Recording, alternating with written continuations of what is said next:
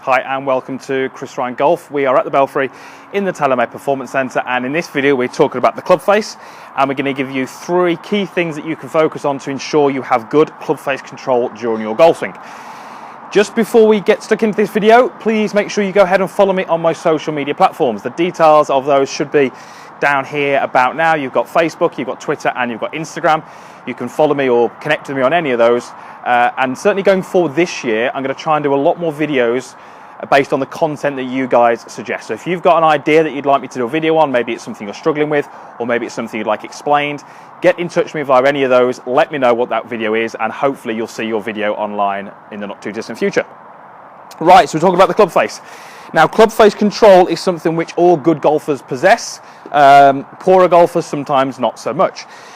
We understand that there is really only one point in the golf swing where it is important, or it is vitally important, where that club face is positioned, and that is impact. So it doesn't really matter what you do in your golf swing, provided that you can return that club back to the right position in terms of face alignment. However, through the golf swing, there's some checkpoints and some ideas that we'd like to maybe work towards, which helps us do that.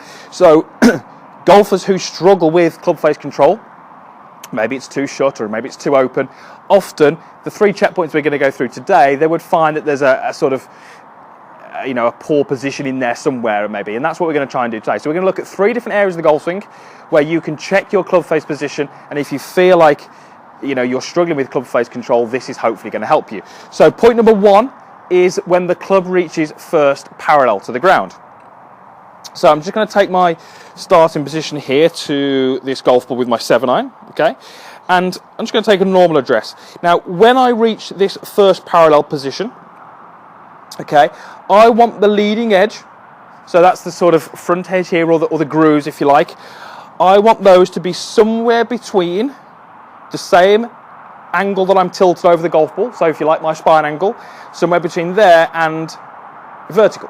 Okay, so if the leading edge was vertical, that would be okay. If the leading edge was matching my body angle, that would be okay too. So there isn't really a specific position, and the reason for that is it all depends on when you begin to rotate your arms. If you rotate your arms a little later into your golf swing, you're going to find that the club face matches your spine angle a bit more. If you are a golfer who rotates the arms a little earlier, you're going to find that it achieves a little bit more of a vertical position. So it isn't really a specific, but if we can fall between those 2 areas, then generally we're going to be okay. So point number 1 is first parallel, leading edge, same as body angle, or vertical. Okay. Number 2 checkpoint is at the top of the golf swing. I want that leading edge of that golf club to be about the same angle as your lead arm. Okay. Now this one's a little bit more difficult to test, so a little bit more difficult to check. You may well need a mirror. If you've got a video camera, that's fantastic. If you can get someone to video your golf swing, really, really good. That's going to help.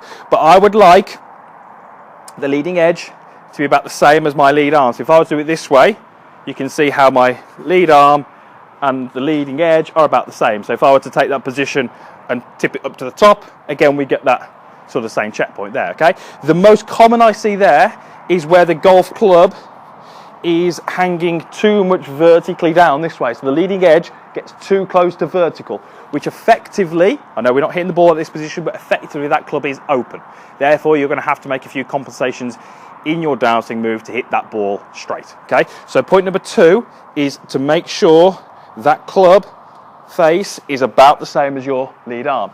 If you are struggling with a left to right shot, a slice shot, you may well want to try and get the leading edge a little bit closer to a horizontal position. Not too much, but a little bit closer. The way you would do that is by changing the shape in your lead wrist. A little bit more bow, a little bit more flex in that lead wrist would see that golf club fall into a position which was a little bit closer to horizontal. Okay, 3rd point is last parallel before we hit the golf ball. So similar to the sort of takeaway move, but in the downswing. So if I go into that position for you, okay, up to the top and down. And again, what we're looking for is something relatively similar to what we saw on the way back. I want that club face somewhere between a vertical position and a more turned down position, okay?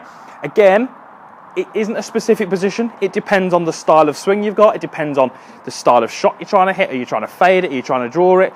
We are not looking at getting this specifically within a degree, because everyone's golf swing is slightly different. What we are trying to avoid here is we are trying to avoid those golfers where on that position on the way down, the face is way, way open this way.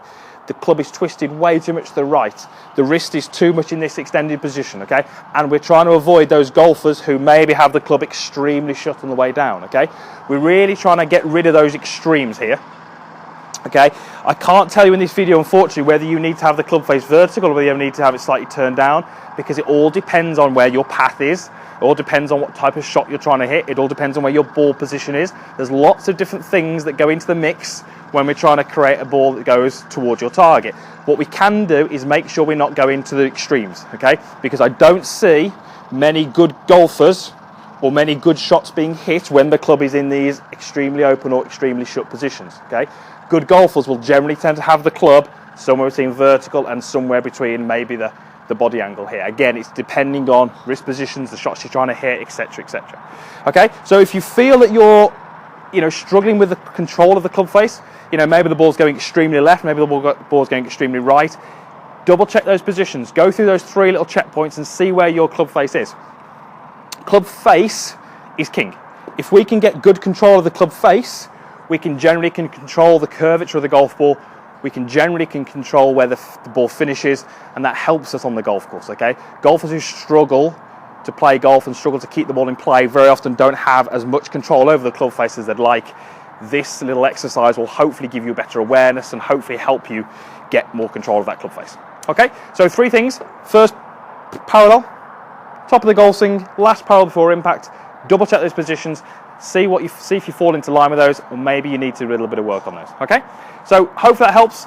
Thank you very much for watching the video. There's a like button down there, there's a comments box down there, so please use those as you wish, and please subscribe to my channel. There is also a link in the description box which will help you sort of get access to my videos and make sure you don't miss any of the content. Okay, thanks again for watching, and we'll see you again next time.